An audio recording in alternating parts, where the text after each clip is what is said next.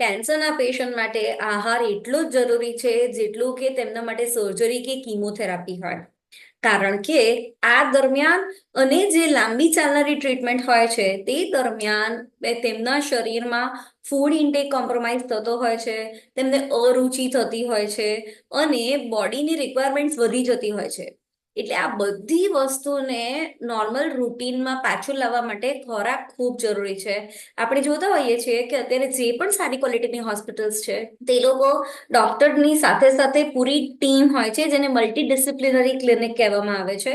તેની અંદર dietitian, physiotherapist, psychologist, speech and swallowing therapist, આ બધા જ એન્સિલરી સર્વિસીસનો સમાવેશ થતો હોય છે.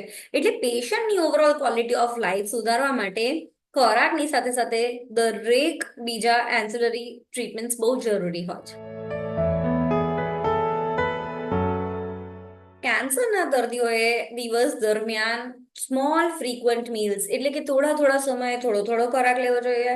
એ જેટલો બી ખોરાક લે એ વ્યવસ્થિત કેલરી અને પ્રોટીન રીચ હોવો ખૂબ જરૂરી છે. કારણ કે દરેક વ્યક્તિથી પૂરતા પ્રમાણમાં ખોરાક લેવાશે તે જરૂરી નથી. આ ઉપરાંત કેન્સરના દર્દીઓએ એ ધ્યાન ખાસ રાખવું જોઈએ કે દરેક ફૂડ ગ્રુપ પર્ટિક્યુલરલી પ્રોટીનનો સમાવેશ એ બહુ જ ઇમ્પોર્ટન્ટ છે. તે કરીને વ્યવસ્થિત રીતે પ્લાન કરે, વ્યવસ્થિત રેસો અને પાણી યા તો કોઈ પણ ટાઈપનું હાઇડ્રેશન મેન્ટેન કરવું કેન્સરના દર્દી માટે બહુ જરૂરી છે. કેન્સર થતા પહેલા એવું માનવામાં આવે છે કે એન્ટી ઓક્સિડન્ટ્સ યુક્ત આહાર એટલે કે દરેક કલરના ફળ અને શાકભાજી, એમાં ટામેટા આવી ગયા, બેરીઝ આવી ગયા, બનાનાસ આવી ગયા, જેની અંદર સારા અમાઉન્ટમાં મિનરલ્સ હોય છે, એ બધાનું સેવન ખૂબ જરૂરી છે.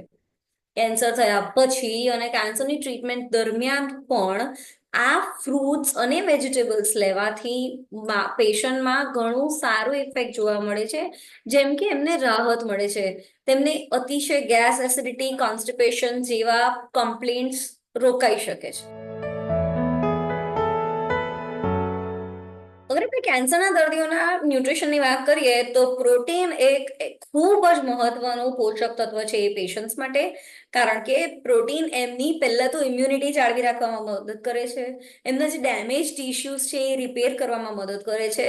આ ઉપરાંત અગર ટ્રીટમેન્ટ લાંબી ચાલવાની હોય છે તો પેશન્ટના બોડીમાંથી સૌથી પહેલું પ્રોટીન અને મસલ લોસ જોવા મળે છે. તેને રિકવર કરવું અને ફર્ધર લોસ થતો અટકાવવો એ બહુ જરૂરી છે. તો આ બધી વસ્તુ આપણે પ્રોટીન સપ્લિમેન્ટેશનથી જ જાળવી શકીએ છીએ. કેન્સરના દર્દીઓએ બજારમાં તૈયાર જે પણ વસ્તુઓ મળે છે જેમ કે પેકેજ્ડ પ્રિઝર્વડ ફૂડ્સ ટાળવા જોઈએ. અતિશય શુગરવાળા અથવા વધારે પડતા રિફાઇન્ડ ફૂડ્સ જેમાં ખરાબ ફેટ્સ છે એવા ફૂડ્સ ટાળવા જોઈએ. આનાથી તેમની ચાલુ ટ્રીટમેન્ટમાં અટકાયત આવી શકે છે. જેટલું બી ખોરાક કેન્સર પેશન્ટ્સ લે છે એમણે થોટફુલી સમજી વિચારીને જે પણ બોડીને કામ આવવાનું છે તે જ લેવું જોઈએ. આમ કરવાથી એમની ઓવરઓલ ટ્રીટમેન્ટમાં ખૂબ સહારો મળી રહે છે. દર્દીને ભૂખ તો હંમેશા લાગતી જ હોય છે, પણ ઘણીવાર એવું થતું હોય છે કે એમનાથી ખવાતું ના હોય, એના લીધે એ ભૂખ્યા જ રહી લેતા હોય છે. તો આવા કેસીસમાં આપણે એવું ધ્યાન રાખવું જોઈએ કે જેટલો બી ખોરાક એ લઈ શકે છે તેની અંદર પૂરતું કેલરી, ફેટ, પ્રોટીન દરેક ટાઈપનું પોષણ આપણે સમાવેશ કરાવી શકીએ. આમાં આપણને ન્યુટ્રિશનલ સપ્લિમેન્ટ્સ જે કોઈ સારા હેલ્થકેર પ્રોફેશનલના પ્રિસ્ક્રિપ્શન પર હોય તેવા આપણે દર્દીને આપી શકીએ છીએ. આનાથી એવું થાય છે કે જે ખોરાકમાં બચતા ગેપ્સ છે તે પૂરા પાડવામાં આપણી મદદ કરી શકે છે. અને કેન્સરના દર્દીઓએ હંમેશા પોતાની મીલ્સ કોઈ ક્વોલિફાઈડ ડાયટિશિયન પાસે પ્લાન કરાવીને લેવી જોઈએ.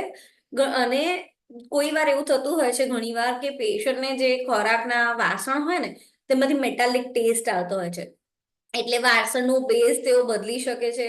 અલગ અલગ ધાતુ ટ્રાય કરવું જોઈએ.